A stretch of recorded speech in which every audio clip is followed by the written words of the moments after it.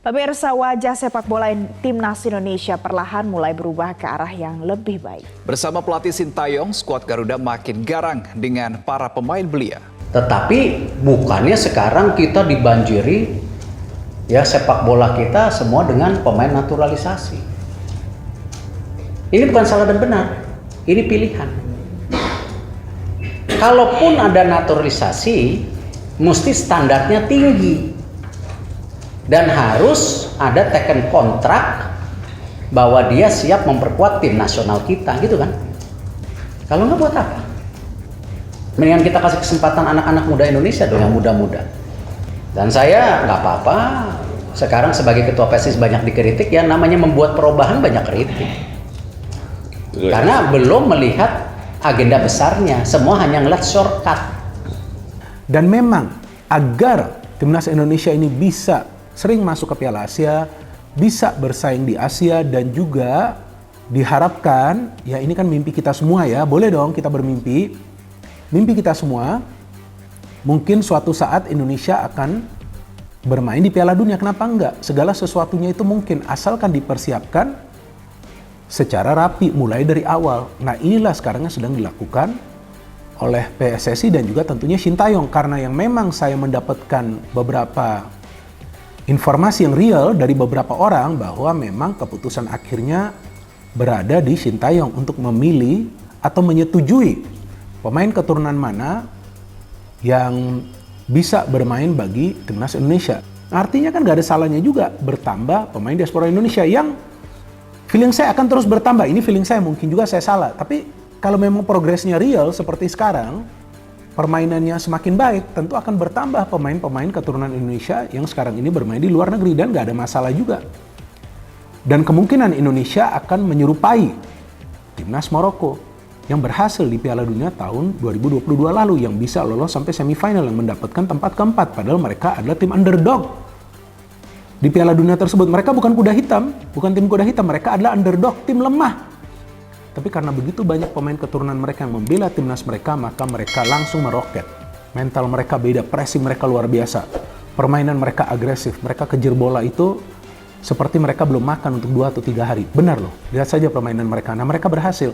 Maroko pun yang sudah berhasil lolos sampai ke semifinal Piala Dunia lalu masih menambah jumlah pemain keturunan. Yang paling terakhir adalah Brahim Diaz, pemain asal Real Madrid yang punya peluang untuk bermain bagi Spanyol atau Maroko, dan ternyata yang dia pilih adalah Maroko dan di welcome oleh rekan-rekan yang lain yang berada di timnas Maroko, di welcome oleh Federasi Sepak Bola Maroko, di welcome oleh masyarakat atau pecinta timnas Maroko. Gak ada tuh yang aneh-aneh pernyataan dari para pecinta timnas Maroko di sana, gak ada.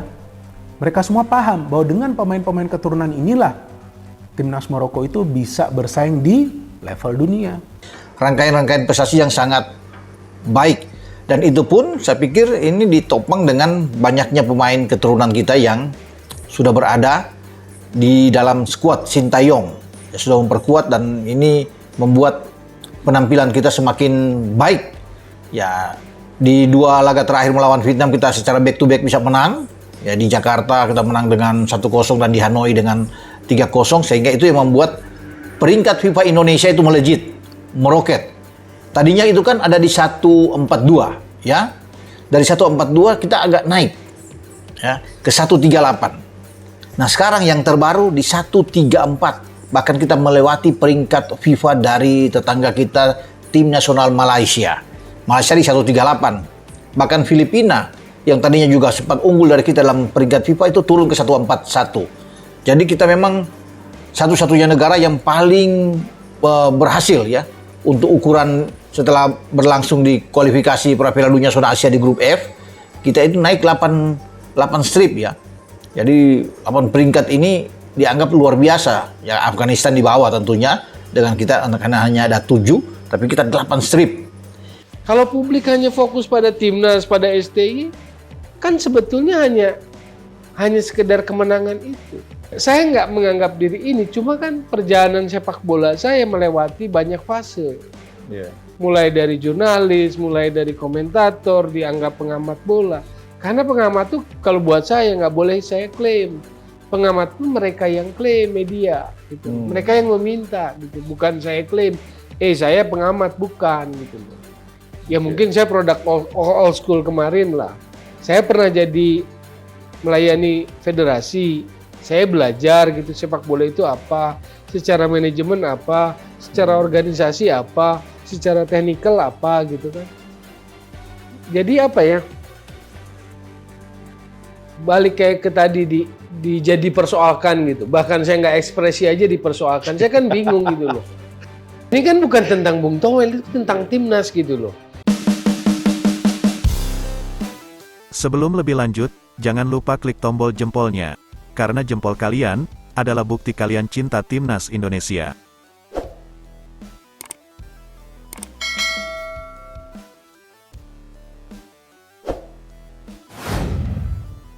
Ketua Umum PSSI, Erick Thohir, bersyukur dengan meroketnya peringkat timnas Indonesia meroket tajam di ranking FIFA terbaru, Kamis tanggal 4 April tahun 2024. Timnas Indonesia saat ini menempati peringkat 134 pada ranking FIFA terbaru atau naik 8 tangga dari peringkat sebelumnya yang berada di urutan 142. Naiknya peringkat timnas Indonesia di ranking FIFA terbaru bulan ini, tak lepas berkat 2 kemenangan skuad Garuda di ajang kualifikasi Piala Dunia 2026 zona Asia melawan Vietnam. Tercatat, anak asuh Shin Tae-yong itu mereguk 2 kemenangan atas Vietnam dengan skor 1-0 di SUGBK Senayan Jakarta dan skor 3-0 di Stadion Maidin Hanoi. 2 kemenangan timnas Indonesia atas Vietnam tersebut membuat skuad Garuda mengantongi 30,04 poin, sehingga berpengaruh besar terhadap posisi mereka di ranking FIFA. Erick Thohir juga bersyukur karena peningkatan 8 peringkat tersebut menjadikan kenaikan peringkat tertinggi yang diraih timnas Indonesia.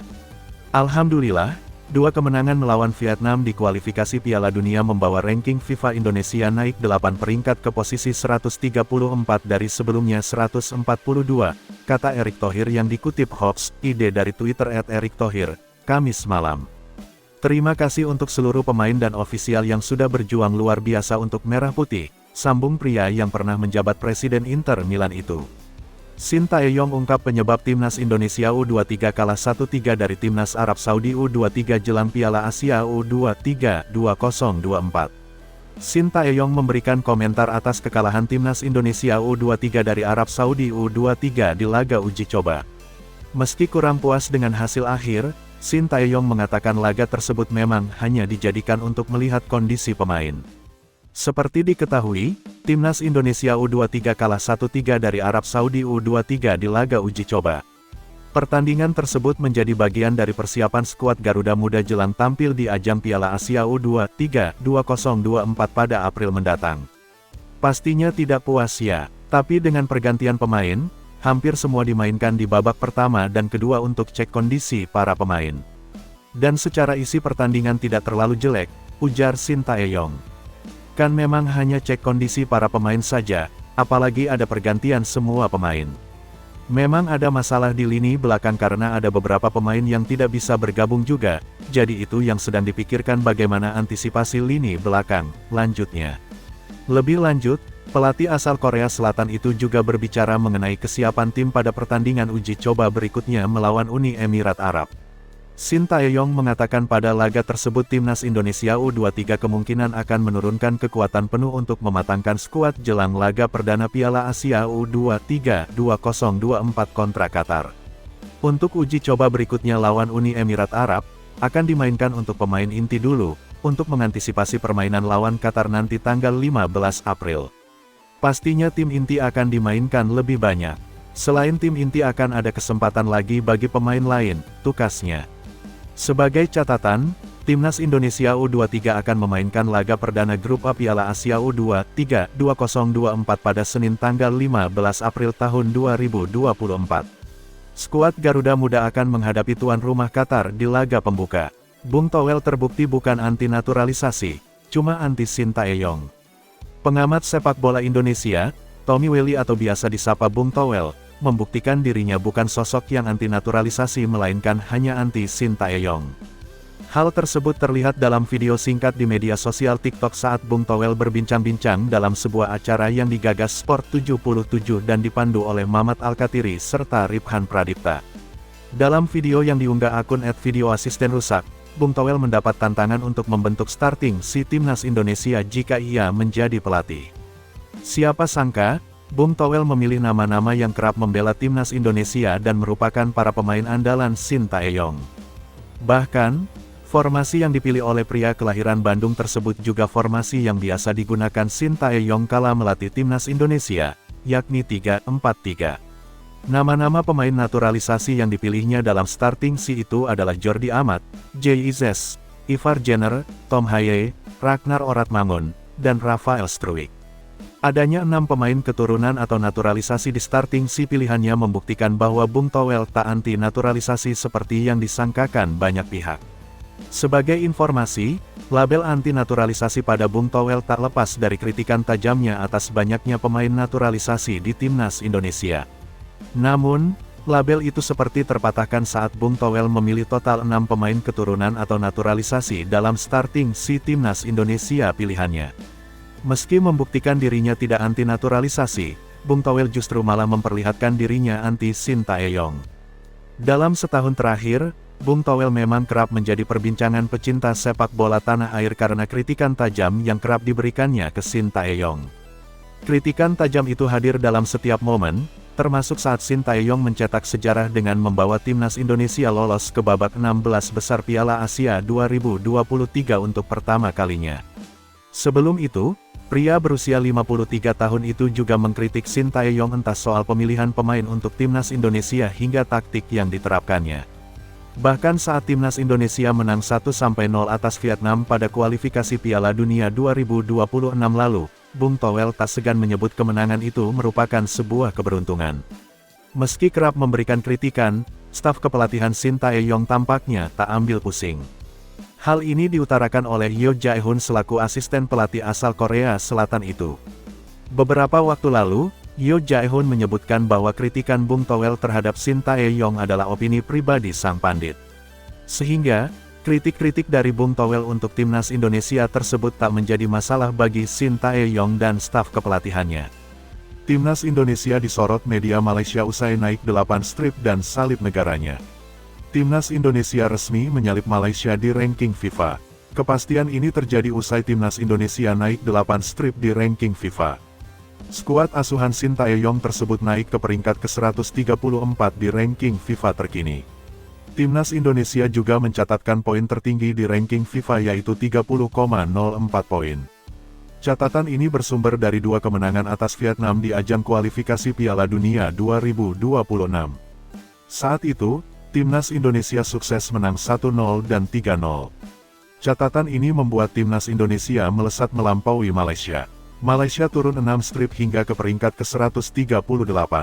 Hasil ini dipastikan usai Malaysia gagal mengamankan kemenangan di 2 laga kualifikasi Piala Dunia 2026 zona Asia.